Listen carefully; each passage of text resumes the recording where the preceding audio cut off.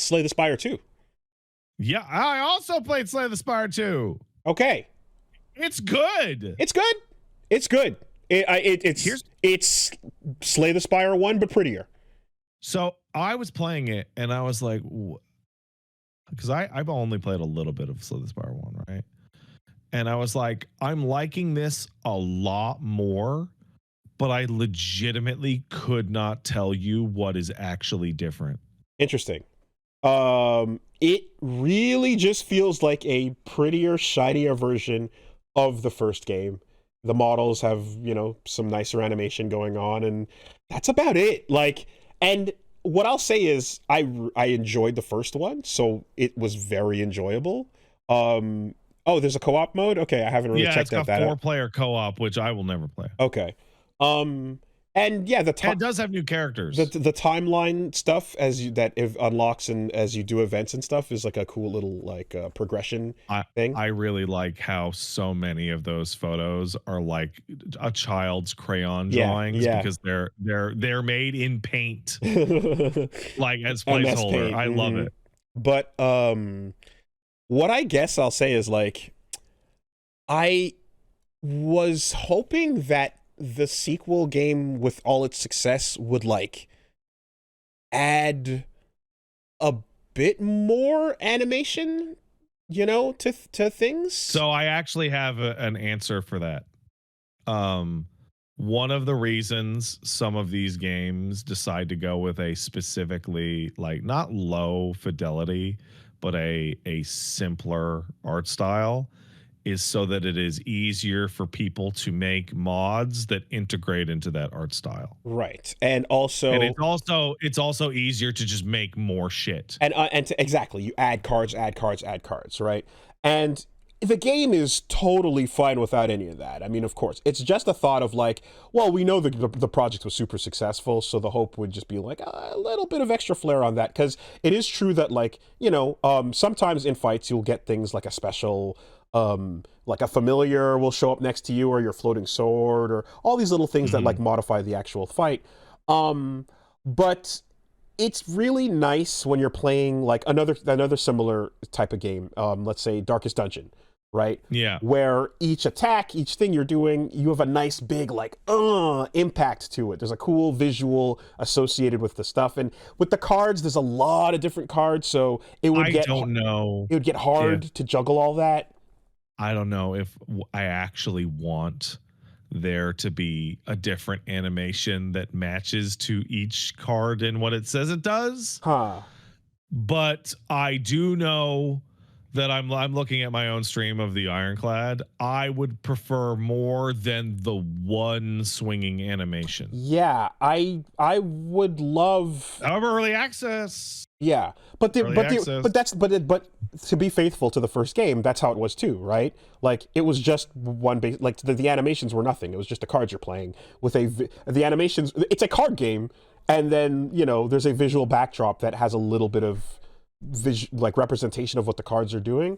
But I would love if the cards you played resulted in those attacks actually having an associated visual with them, or even just slightly more. Right? Yes. I know that Silent has 2 animations for their attacks, but Regent has 1. You're sitting on the chair, and I was I could go with maybe just different sparkle, or maybe some effect coming off the card. And I would never think of this the first time I'm playing that first game, because I'm well, this is a brand new thing doing, I don't know, it doesn't know how big it's going to be, how successful, but this time around, with time and budget and planning and stuff, I kind of am just more sauce, a little more sauce. Well, please. I'm I mean, right now when I'm looking at it, I'm well, maybe if it does okay, if Slay the Spire 2 does okay, which according to early numbers, it is one of the most successful games of all time. Maybe they will have time during the early access period to add a little bit more juice. And you know what? I will even say, if it's too much to create these unique animations per card, per character and such, even just letting the card itself do the thing, you know. So that's kind of a trick that like a lot of the collectible card games like Runeterra and Hearthstone do. So like let's take Ironclad Whirlwind, right? Yeah. Like there's an effect where the character stabs 5 times, and then there's an effect on the screen where there's like wind going. Mm-hmm.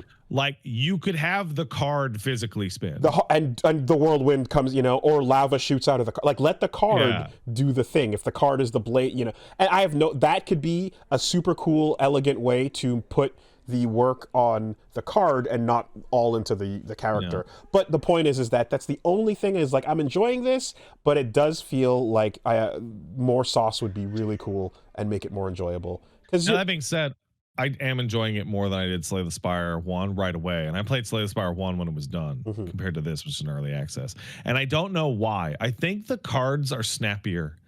And I think I'm better at card games than I was a couple of years ago. I think the pastures like style thing, I think you've exposed yourself and learned a bit more, and perhaps this time around it makes more sense. Well, because when I played Slay the Spire 1 the first time, I picked up every single card that was available, and then my decks became unplayable piles of shit. And then people were like, no, Pat, don't pick up every card. So then I did multiple runs in which I picked up 0 cards and failed. I'm like, I don't understand. And this is where we first had the conversation about deleting cards being good. Yeah. And you were like, I don't get it. And then we kind of went over the idea of predictability and, you know, trimming the fat.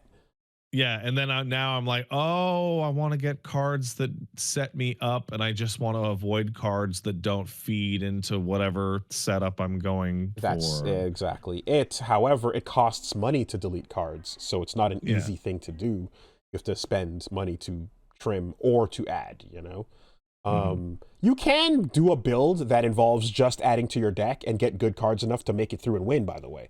Like, you don't actually have to cut cards. Like here's the problem, and I discovered this when I played Runeterra. I like mill decks.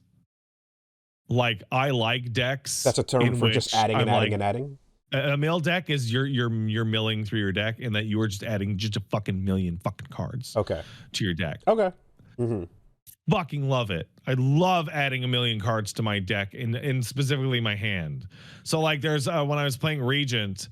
There was I accidentally stumbled upon not Regent. The Silent. I stumbled upon that's not what mill is. Oh, I guess I'm stupid. I stumbled on a fill your fucking hand with cards build. Oh yeah. Draw where I upgrade draw my 6 cards off of 1 card.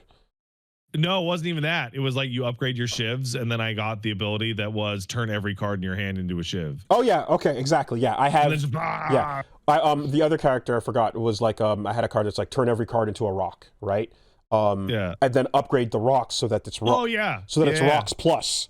And now I've just got like fucking 22 problem solved. You know? Oh, mill is to toss into graveyard. I actually also like that. Okay. Because that's the deep deck from Runeterra. Sure. So I guess I do like mill decks. Or you can go for heavy exhaust, where you're like, you've got a card that's you exhaust as much as possible, and then you've got a card that's going to benefit from as much exhausted cards you have, you know?